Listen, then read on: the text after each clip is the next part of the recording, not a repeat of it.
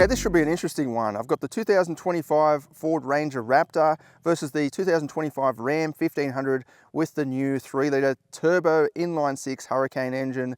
I've got the the standard output version. I haven't tried the high output version because I know that we all know that would be quicker than the Raptor. Taking a look at the specs, you've got a 3-litre twin turbo V6 petrol in the Raptor, 292 kilowatts, 583 Newton meters, matched to a 10-speed automatic with configurable rear-wheel drive and 4-wheel drive. I'll run them both in they've both got 4A or 4 automatic, so you can drive it on the tarmac, and I'll run them both in that just for consistency and best performance. And in the Ram, you've got a 3-litre twin-turbo inline-6 engine, 313 kilowatts and 635 Newton meters. So straight away you can see this has a better specific output, as in kilowatts per litre. This is connected to an 8-speed automatic, and as I said, I'll run it in the 4A or 4 automatic mode, 4-wheel drive. In terms of the weights, the Raptor weighs 2,479 kilograms. The Ram weighs 2,642 kilograms. Put that into a calculator, the power to weight ratios are actually very close. 117.7 kilowatts per tonne in the Raptor and 118.4 kilowatts per tonne in the Ram 1500. This is going to be very, very close. As usual, I'll set up the tripod in 3 different spots down this private road for the full quarter mile, roughly halfway and roughly at the finish line. Whatever the footage looks like, the results at the end are the best I got out of both of them with the V-Box. So with the Raptor, I've tried out all the different modes. I've found the quickest is just in sport mode with 4A, stability and traction control off. There is a Baja mode, but it locks the differentials, and I've tried it. It's fractionally slower, but you could sit here all day and get a different result in the same mode, testing repeatedly. So it's not definite, but I'm just going to run it in 4A just for easier on the drivetrain, but also it is slightly quicker for me. Let's see how they go. Oh, by the way, before we go, you'll notice the Ram is tested in the wet conditions, so nothing I could do about that, but I've found that wet conditions don't really slow vehicles down in terms of being all-wheel drive. As long as they don't have too much power that they spin the wheels. The Ram didn't really spin the wheels at all. It just has plenty of traction, but you could argue the rain or the wet weather would slow a vehicle down slightly just because the water running through the tread pattern would cause a tiny bit of drag. I'm talking microscopic levels, and if it's raining, the rain hitting the windscreen could slow the vehicle down slightly as well, but there's nothing I could do about it anyway.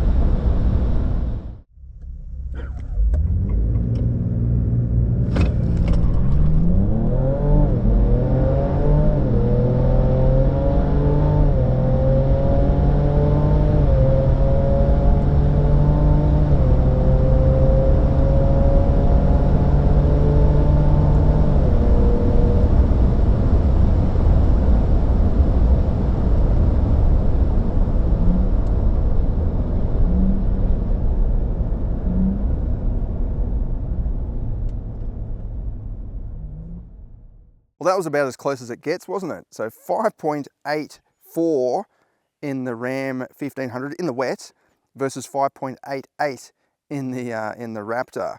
Very, very close. I mean, the power to weight ratios were very close, so that gave us a bit of an indication.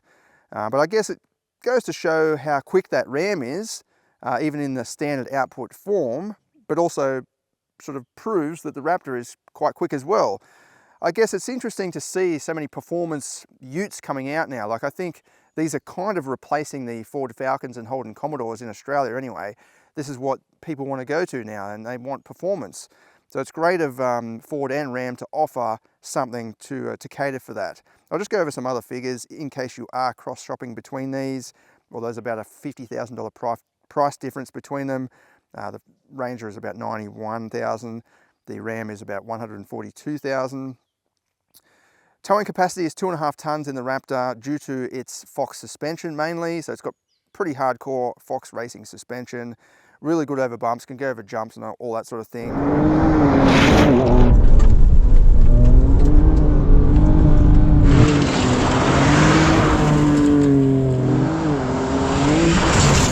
While the Ram is 4.5 ton towing capacity, much higher. Payload, 651 kilograms in the Raptor, 879 in the Ram.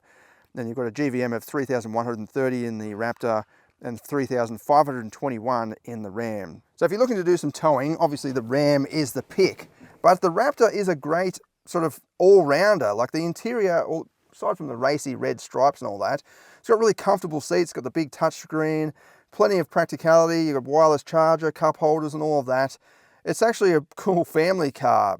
And then you look at the Ram, sit in one of those, and it's like a modern lounge room. It's so big and comfortable, excellent practicality in that as well, like dual wireless phone chargers and so on, massive storage options everywhere. But yeah, that price difference, obviously, I doubt many people will be cross-shopping. If I could pick either of the two, I probably would pick the Ram if they were both the same price. Because I do like its cruising nature. I do love that engine, the new Hurricane engine, even though it doesn't have the same sort of character or soul as the old V8. I've got a bit of a soft spot for inline sixes. The Raptor, yeah, it's a cool car. I think a lot of the utes out there are aspiring to be like this, whereas this is the real deal.